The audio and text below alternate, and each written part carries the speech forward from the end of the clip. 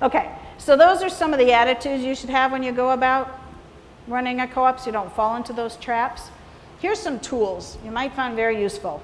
They all begin with B, so they're pretty easy to remember. Budget, board, and bylaws. Your board is your leadership team, whatever those people that surround you that help you. This is kind of official looking. They're sitting around a boardroom. But you can call it a board if you want to. You can call it a leadership team. You can call it whatever you want. But they should be a small group of people, 3 at least, maybe 5. Sometimes odd numbers work in case there's a decision to be made. You're not split 50-50. Not too big. It becomes a little unwieldy to manage. But sometimes some groups have like what they call their board or their leadership team, which might be the 3 to 5 people. And then they'll have lots of committees or individuals running programs. Kind of an operation team, if you will. You can call it whatever you want, but those kind of structures work well. And the larger your homeschool co-op gets, the more you need that kind of second tier of people who are volunteering and stuff like that. Then maybe not are in the decision making of the board, nor do they carry the responsibility the board does, but they are sometimes where future board members can come from. You know, these kind of committees or these volunteers that are doing different jobs, like hospitality or field trip coordination or registration. Or we have when I was in a co-op, we had a committee at 3 different age levels because we kind of divided the kids into 3 different age groups, and they met usually about this time in the second semester to decide on the classes for next year. So they were just a committee that just did that. The board didn't. They were a committee, and they were made up of parents who had a say in what the high school classes being offered was. It worked very, very well. And it was nice. They only met for those few weeks to decide the classes, then they were done. But sometimes our future board members came from those people. Okay.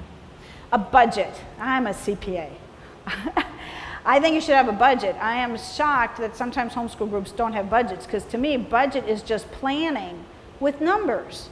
You need to plan, where's your money going to come from? That's income. Is it going to come from dues? How much should we charge for dues? Is it going to come from fundraisers? That's okay, but don't depend on them too much. They're unpredictable.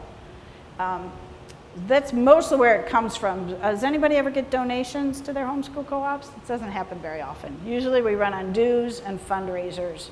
Okay, sometimes, well, that's about it, dues and fundraisers. Sometimes other sources of income like field trips or supplies, but those I kind of consider the dues of paying the tuition, running your program, okay? But then you got to plan your expenses. So here's my advice. When you're planning your income, be very conservative. If you think you're going to have 85 families sign up, budget at 80 will come, because people might drop out. So you be very conservative on the income side, but on the expense side, you imagine everything that can go wrong, and you put it in the budget. If I think supplies are going to be $100, I'm going to put a buffer of $120. Okay? And then you end up, and you should have a surplus left over.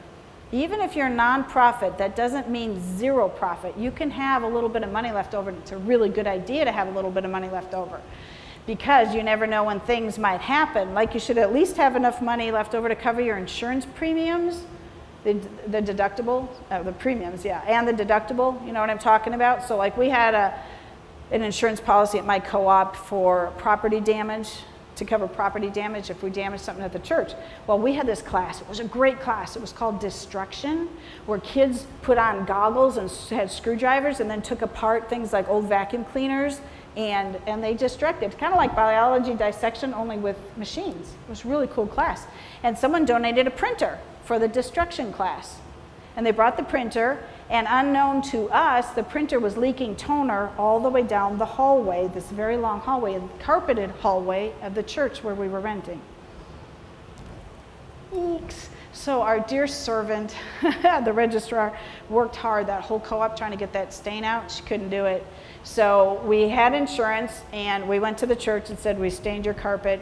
And they said, well, you can either make a claim with your insurance company. We have the carpet. You'll have to pay for the remnant that we have left over to be reinstalled. Call your insurance company to pay for it. Or you could call a professional carpet cleaner. $250 later, the professional carpet cleaner got it out.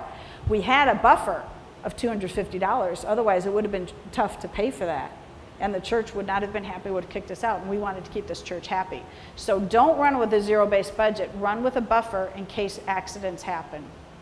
And the size of your buffer depends on the size of your income. So, you know, you could say, you could start with like a 5% or 10% buffer, meaning at the end, 10% of your income should be left over for future needs. You don't distribute it. It's for the future or for emergencies. Now, you might get so much buffer that it starts scaring you. Like, we got a lot of money left over. Well, then you might not want to charge as much for fees the next year, or you might want to plan a big event because you have some buffer left over, stuff like that. Okay, any questions at this point? Let's go on to talk about bylaws. Bylaws are kind of important. They're kind of like a general structure to your group. Do your groups have bylaws? Do you know? Do you know? Have you read them recently? You might want to pull them out. When you bring on new members, it's a really good idea to give them a new member kit. And in there should be the bylaws, should be maybe minutes from a few meetings, addresses, the budget. You will have a budget, right? You will have a budget, right? That you approve, that you talk about. And bylaws are kind of things that say, here's our purpose, here's who can be members, here are the members of the board, here are their job descriptions, here's how often we meet, things like that. If you don't have bylaws, you can Google, homeschool bylaws and find examples out there. Or my website, Homeschool CPA, has something called Leader Tools, and under there are sample bylaws. You can look at those, but you can change them. Okay? Some bylaws have members and let their members vote on things. Does anybody do that? Mostly they're more board run, where the board decides things. Does anybody have a situation where your board is elected? Do you have that? Okay, some of you do. Sometimes the board just replaces itself. That's okay too. They pick new members. So your bylaws spell that all out. You also, if you have a religious focus, you definitely need to say that in your bylaws. So you're very clear about, we have maybe even incorporate a statement of faith. Do you ever see those in bylaws, or is that a separate statement? Bylaws have a statement of faith in them, or do you recommend that be a different document? It really doesn't matter. It makes it easier if it's in the bylaws. It's clear, it's easier. This is the purpose of our group, here's the statement of faith. Yeah, so Darren says it's easier if your statement of faith is in your bylaws. It's more likely that it will get seen and read, especially because I think you should photocopy it, read it at least annually, look through it, and show it to new board members as they come on. Okay, doesn't have to be a very long document though, 2-3 pages. It doesn't have to be terribly long. Those are tools for success. And this stuff is all invisible to your members, right? They don't know if you have a budget, they don't know if you have bylaws. They might know if you have a board, because you'll talk about maybe the board decided this or that. It's all invisible, but these are very important things to help your group function better. Nonprofits have been doing this for a long, long time, and that's what we can learn from other nonprofits. It's a lot like churches. You can model kind of your homeschool co-op along the same lines of a church, which usually have boards, budgets, and bylaws. Okay, so they're good examples to follow. Okay, we've got some knowledge. So, let me just tell you, I've got 3 books. I did a workshop called The IRS in Your Homeschool Organization yesterday. There's a book to go along with that. The middle book is called Homeschool Co-ops, How to Start Them, Run Them, and Not Burn Out.